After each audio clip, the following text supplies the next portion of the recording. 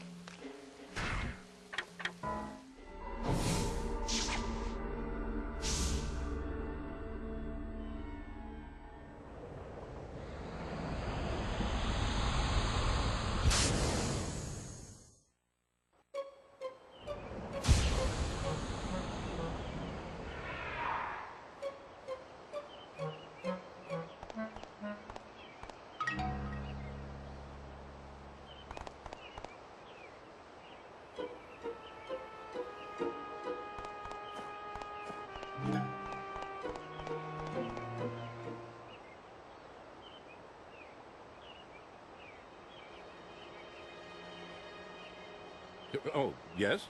Do you work at this museum? Museum? What? This building is a... This is my home. We've been here for generations. As the descendants of the regional squire. But now... At first it was my parents, now my wife. All in such short time. That leaves just myself and the two children in this castle of a house. You're right, it's too large for just the three of us. Perhaps it ought to be a museum, just as you say. I'm sorry. No, I didn't mean that as sarcasm. Don't be offended. Actually, I'm grateful for the advice. To tell you the truth, I'd been thinking that I should just get rid of this house. Too many memories of my wife to bring me sorrow.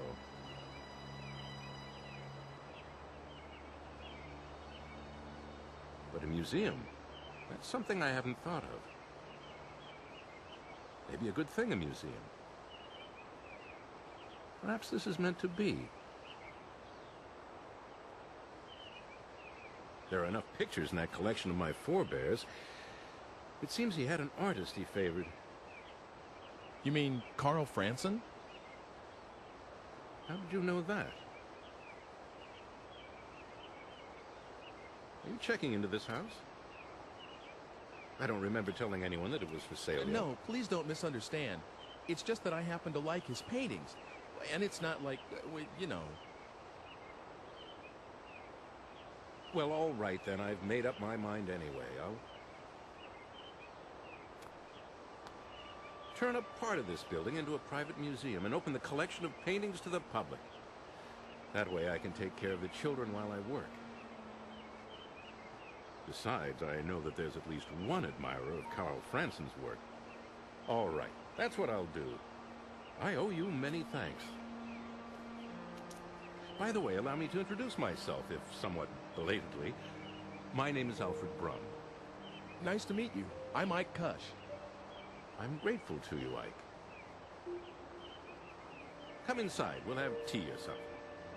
Okay.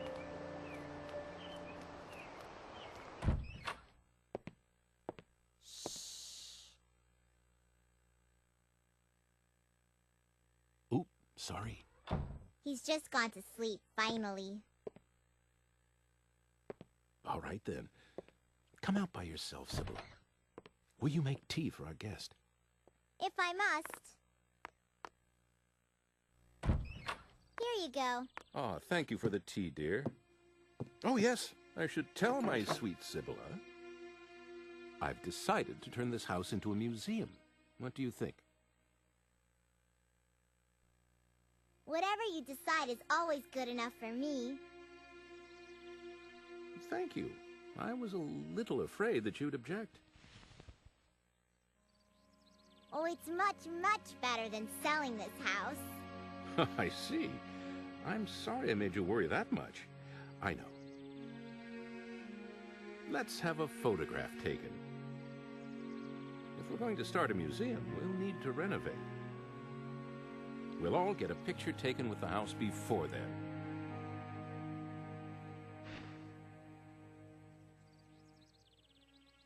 Please join us, Ike. There's no time like the present. I'm going to fetch the photographer this instant. Mr. Franson? This early in the morning? Franson? Oh, yes, he's descended from the painter Carl Franson. Maybe that's why he's a photographer. He's a good friend of mine. I can count on him to come if I need him. Just wait a little while. Sibylla, you hold the fort and watch the baby, please. Of course.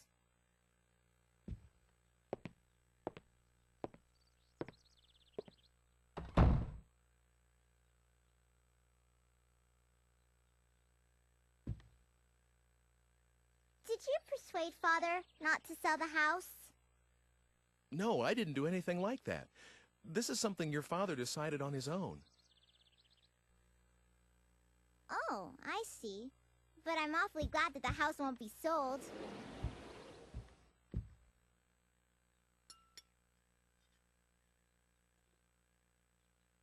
Oh, it's coming undone here. Give it to me. I'll mend it for you. What? Oh, that's okay. Don't worry. I may look little, but I can do anything. Everything besides cooking, that is. That's for Father to wear in the festival soon.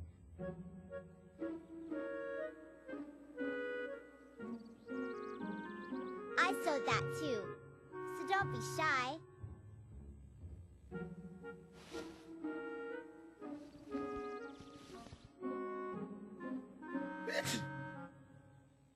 Are you cold? If you are, just put that costume over you. I'll be done soon.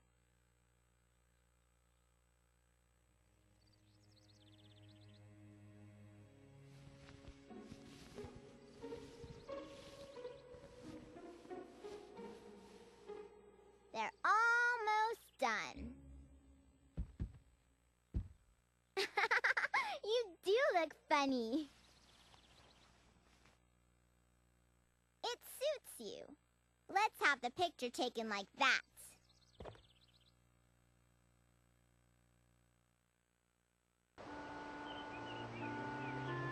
All right. Hold still, please.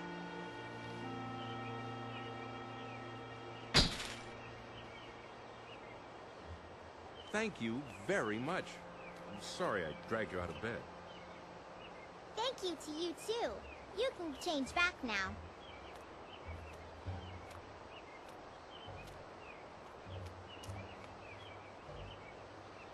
That's right. I should get changed.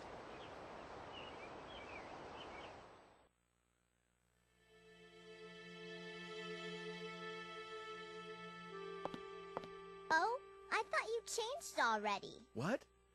Oh, not yet.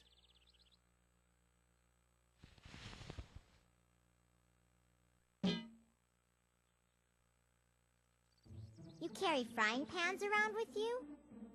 Oh, that. It's a long story. I'm sorry, but I have something I need to do, so see you soon. Come again soon.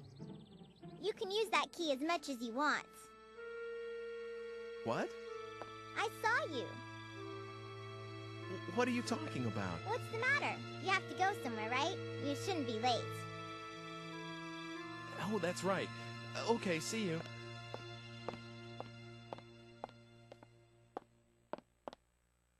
No, I should go back to the present from here where other people can't see me.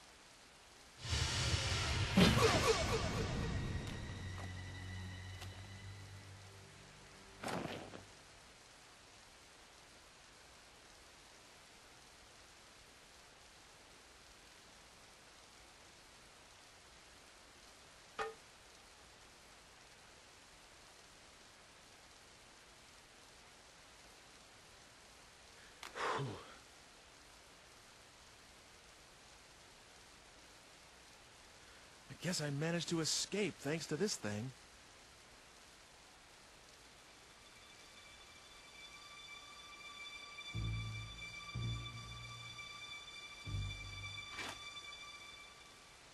But this guy, he looks exactly like the street performer that gave me the letter.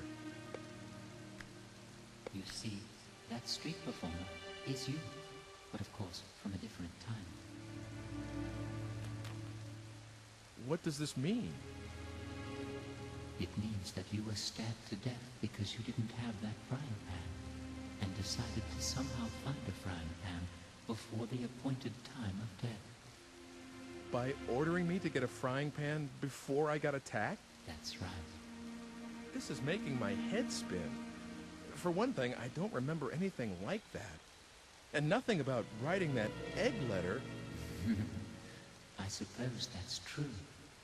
Fate branches out into many paths, and the person can only choose one of them. And the tracks left on that path wear down grooves that become memories. But what you're doing right now is experiencing just the end results of different forks. If you shift around in your own timeline again and again, this kind of thing is bound to happen. Think about it. If you didn't travel back in time, you shouldn't have any memories, other than those of receiving a letter from a mystery man, acquiring a frying pan because of that letter by pure chance, and having your life saved by the same frying pan because of an amazing coincidence, and a chance occurrence of someone who looks exactly like the mystery man being in that photograph. That's all, isn't it? Of course. The odds are rather astounding. I'm not sure whether I got it all or not. Now there's no need to force yourself to understand. Things sometimes happen that even I don't understand. Okay then, what happened to the me that wrote the letter in that egg? I can't tell you, except to say, somewhere on the crossroads of an infinite number of possible outcomes. Well, let's try an analogy. It may seem trivial, but suppose you're in a cafe trying to decide between coffee and tea. The you that chooses coffee after a long deliberation and the you that chooses tea actually both exist, except that your fates diverge at that point, and there is no way either of you can ever know what happened to the other one. If we suppose that the you that chose coffee then can't decide whether to put cream... I think I'm okay. So you mean that the I who chose coffee caught a peek at the continuation of I who chose tea in a way? Something like that.